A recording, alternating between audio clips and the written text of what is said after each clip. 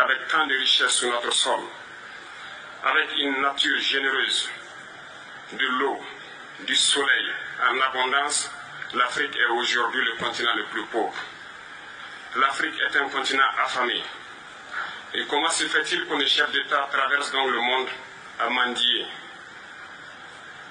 Voici des questions que nous nous posons et que nous n'avons pas de réponse jusque-là. Nous avons l'occasion de tisser de nouvelles relations.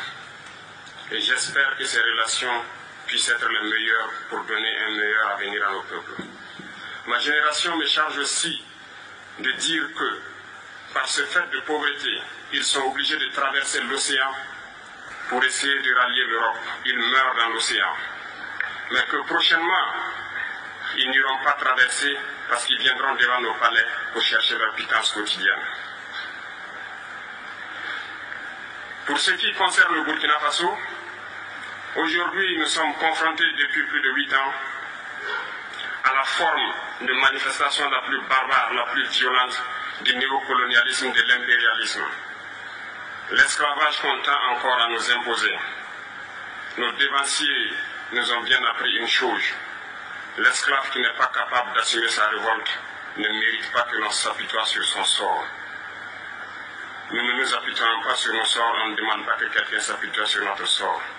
Le peuple burkinabé a décidé de lutter contre le terrorisme à mesure de relancer son développement. Dans cette lutte, des vaillants peuples, des vaillantes populations se sont engagées à prendre les armes face au terrorisme. Ceux que nous avons affectueusement appelés les VDP, des volontaires. Nous sommes surpris de voir les impérialistes traiter ces VDP de milices et de tout type. C'est décevant. Parce qu'en Europe, lorsque des peuples prennent les armes pour défendre leur patrie, on les traite de patriotes. Nos grands-pères ont été déportés pour sauver l'Europe. Ce n'était pas avec leur consentement, contre leur gré. Et bien au retour, on se rappelle bien qu'à Tiaroy, lorsqu'ils ont voulu revendiquer leurs droits élémentaires, ils ont été massacrés. Cela ne fait rien donc.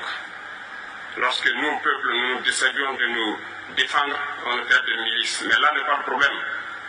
Ce qui est le problème, c'est de voir des chefs d'État africains qui n'apportent rien à ces peuples qui se battent, mais qui chantent la même chose que les impérialistes en nous traitant de milices, en nous traitant donc d'hommes qui ne respectent pas les droits de l'homme. De quels droits de l'homme parle-t-on? Nous nous offusquons contre cela et c'est honteux. Il faut que nous, chefs d'État africains, nous arrêtons de nous comporter donc en marionnettes qui dansent à chaque fois que les impérialistes tirent sur les ficelles. Hier, le président Vladimir Poutine a annoncé donc l'envoi de céréales en Afrique. Nous sommes bien contents. Nous lui disons merci pour cela. Mais aussi, c'est un message passé à nos chefs d'État africains. Parce qu'au prochain forum, nous ne devrons pas venir ici sans avoir assuré, pour ceux qui ne connaissent pas la guerre, l'autosuffisance alimentaire de nos peuples. Nous devons prendre l'expérience de ceux qui ont pu déjà atteindre cela en Afrique, tisser de bonnes relations ici et tisser de meilleures relations avec la Fédération de Russie pour pouvoir assouvir les besoins de nos populations. Je ne serai pas peut-être long, le temps est imparti et très court. Nous sommes obligés de nous arrêter à un moment donné. Mais je vais terminer en disant que nous devons donc rendre hommage à nos peuples.